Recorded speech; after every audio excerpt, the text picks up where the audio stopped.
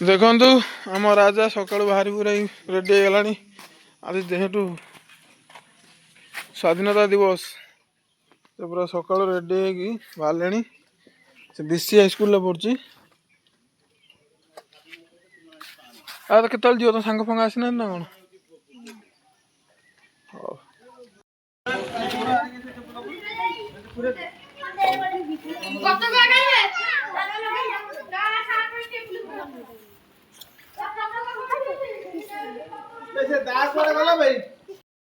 सब छिड़ा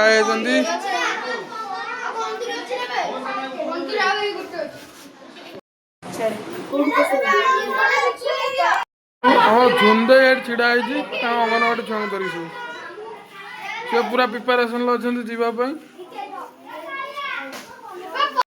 जावाई। तपन आईब कौन जी देखो या चुटी देखो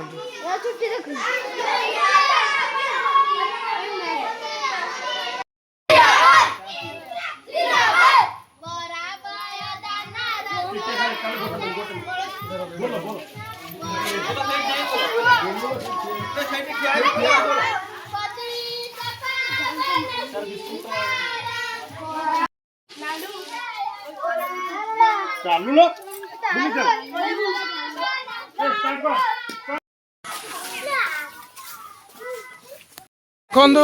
पिला सब जाऊँ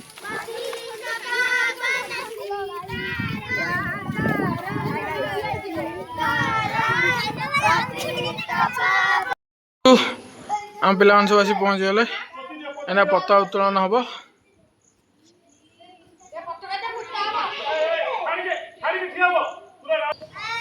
स्वाधीनता दिवस अवसर में उपस्थित समस्त श्रद्धेय छात्र छात्री तथा आम बोरांग प्राथमिक विद्यालय प्रधान शिक्षक रमेश सा एवं आंचलिक उपरा प्राथमिक विद्यालय प्रधान शिक्षक गोपसा एवं अंगनवाड़ी कर्मी चेतलिना मैडम एवं समस्त ग्रामवासी वृंद आज ये 80तम स्वाधीनता दिवस अवसर में आम विद्यालय पताका उत्तोलन करने आंचलिक उपरा प्राथमिक विद्यालय प्रधान शिक्षक तथा वयोज्येष्ठ शिक्षक गोपसार को अनुरोध करी कि आज पताका उत्तोलन कर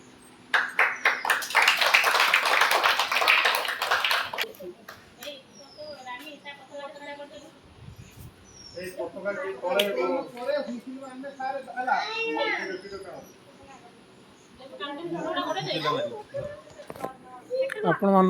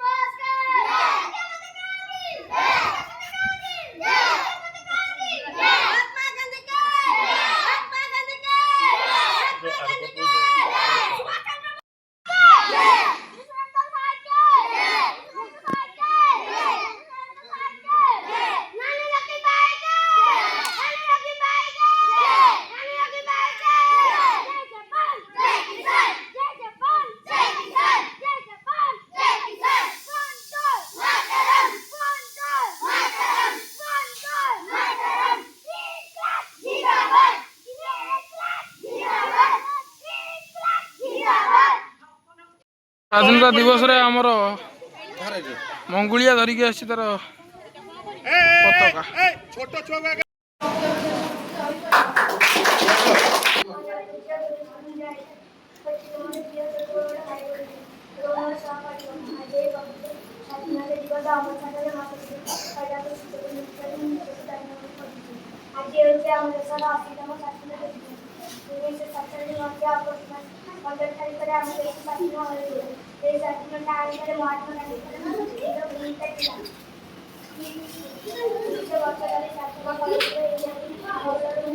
बड़ पाठ कह तोर बड़ बड़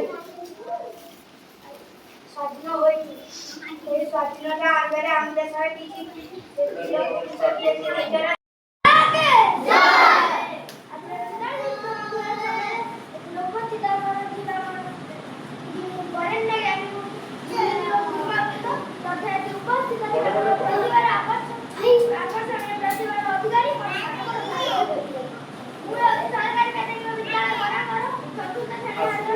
କହିଲା ନିଜେ କଷ୍ଟ କରୁଛନ୍ତି ମହାରାଜ।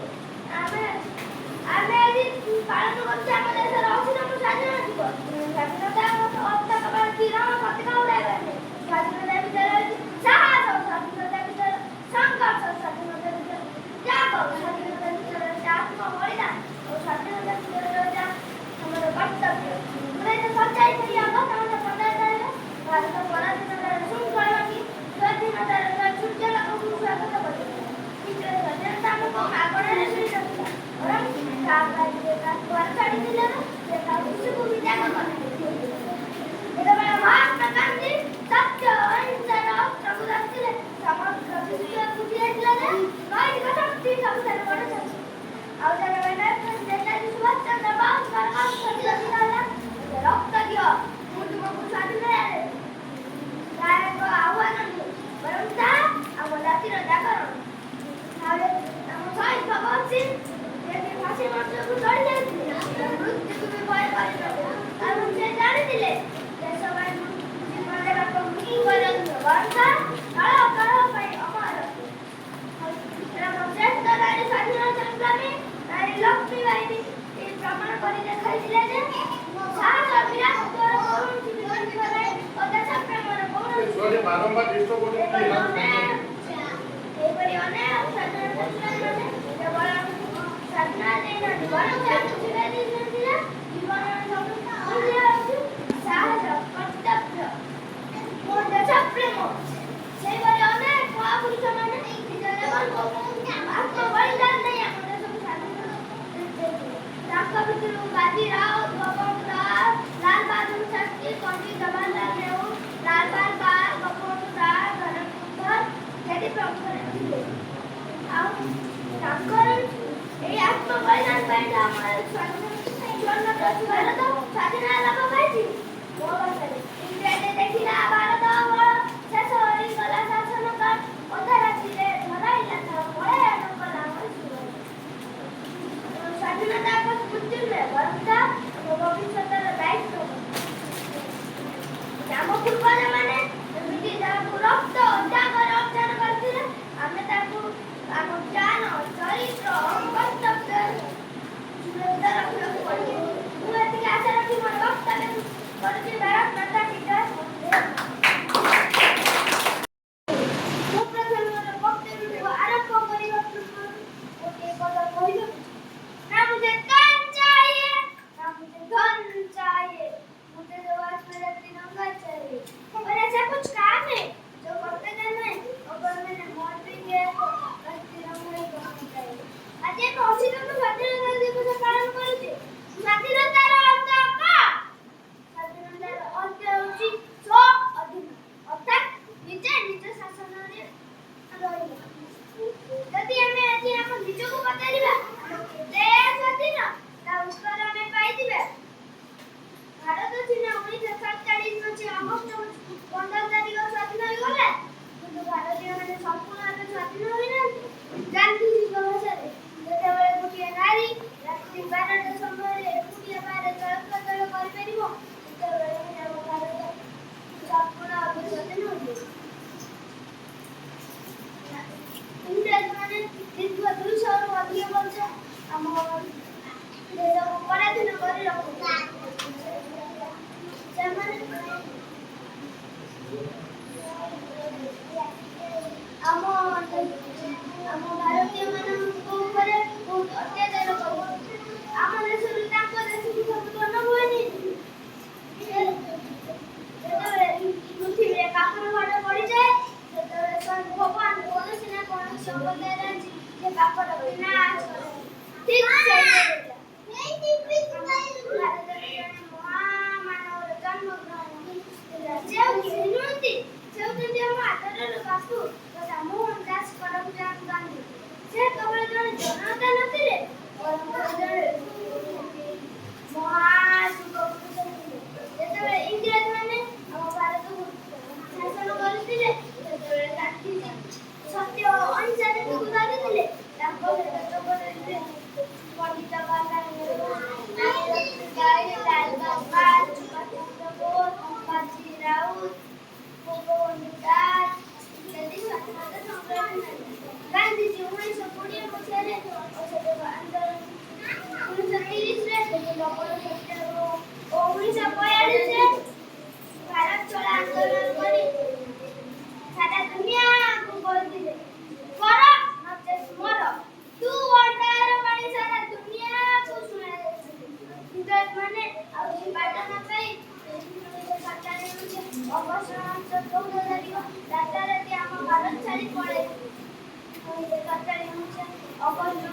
15 ତାରିଖ ଭାରତ ସ୍ୱାଧୀନ ଲାଭ କରିଥିଲେ।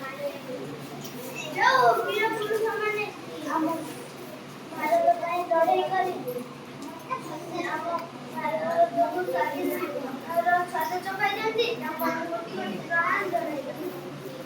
କବିଙ୍କ ଭାଷାରେ ସ୍ୱାଧୀନ ଭାରତ ସନ୍ତାନ ଆମେ ରେ ଏହି ଆମ ଜନ୍ମଭୂମି ଶିଖି ସବୁକେ ଗାଇ ମୁଁ ଏମିତି କିଛି ଆଶା କରୁଛି ମୋର ବକ୍ତବ୍ୟକୁ ବିରାମ ବନ୍ଦେ ମାତରମ୍ ଭାରତ ମାତା କି ଜୟ। ଆପଣ ଦେଖିଲେ ସ୍କୁଲରେ ତ ଆଜି ସ୍ୱାଧୀନତା ଦିବସ ହେଉଥିଲା, ସେଠି ଥିଲି। ସେଠୁ ପଳେଇ ଆସିକି ଏବେ ଯିବି ବିଲକୁ। ଆମର ସେ ଛୋଟ କିଆରଟେ ଅଛି ରୋଇମି, ଦେଖିବା ପାରୁଛୁ କି ନାହିଁ। ଚାଲନ୍ତୁ ଯିବା। ଦେଖନ୍ତୁ ବିଲରେ ଏତିକି ରୋଇ ସାରିଲିଣି। ଆପଣମାନଙ୍କୁ ରୁଆ ଯଦି ଭଲ ଲାଗୁଛି କହିବେ। ଦେଖନ୍ତୁ ସାଙ୍ଗମାନେ, ଫାଇନାଲି ବିଲଟି ମୁଁ ରୋଇଦେନି। ପ୍ରଥମ ଥର ପାଇଁ ରୋଇନି, ଭାବିନଥିଲି ସାରିଦେମି ବୋଲି, ଯାହା ହଉ ସାରିଦେନି। ଗୁଣ୍ଠେ ରହିଛି ଆଉ। ଟ୍ରାଏ କଲେ ସବୁ ସମ୍ଭବ, ଆପଣମାନଙ୍କ ଭଲ ପାଇବା ଦରକାର। ଏବେ ଯିବା ତଳା ବୋହିବା। ସେପଟ ବିଲ କାଲି ଲୋକ ହେଇଛନ୍ତି ରୋଇବେ। ମଦନ ଯାହାଠି ତଳା ପଡ଼ିଛି ଆପଣଙ୍କୁ ଦେଖେଇବି, ଚାଲନ୍ତୁ। ଦେଖନ୍ତୁ ମଦନ ଦା ଆମର ତଳା ମାରିକି ଯାଉଛନ୍ତି। ଧାନ ରୋଇକି ଆସିସାରିଲା ପରେ ଗାଧୋଇ ଗୁଧାଇ ପୁରା ରେଷ୍ଟ କରୁଥିଲି। ଆଉ ଗଲୁ ପରିବା ଆଣିତେ। ଗିରା ଭାଇଙ୍କ ପରିବା ଦୋକାନ।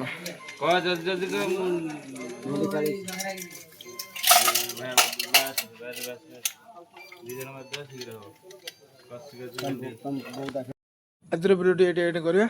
ଯଦି ଆପଣମାନଙ୍କୁ ଭଲ ଲାଗିଥାଏ ତାହେଲେ ମୋ ଚ୍ୟାନେଲକୁ ଲାଇକ୍ କରିବେ, ସବସ୍କ୍ରାଇବ୍ କରିବେ। ଜୟ ଜଗନ୍ନାଥ, ଜୟ ମାଆ ତାରିଣୀ।